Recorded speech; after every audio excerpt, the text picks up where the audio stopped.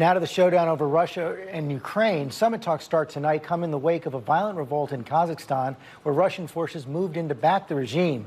The U.S. laid out potential areas for cooperation with Russia on Saturday and potential consequences if Russia invades.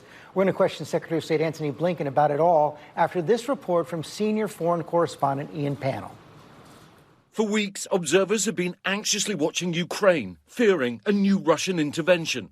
But this week, it was a different crisis erupting in another major former Soviet country that caught the world and the White House by surprise. Mass protests exploding seemingly almost out of nowhere in Kazakhstan.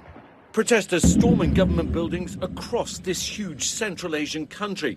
In the largest city, Almaty, setting fire to the city hall and a former residence of the president. But as the regime seemed to totter, its president turned to its old patron, Russia.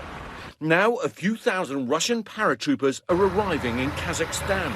Another military intervention by Moscow in another former Soviet state, with clear echoes of the Cold War.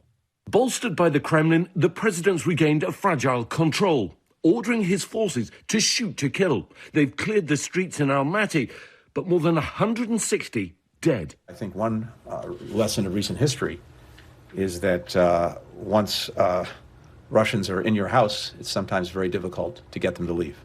It's a lesson Ukraine knows all too well.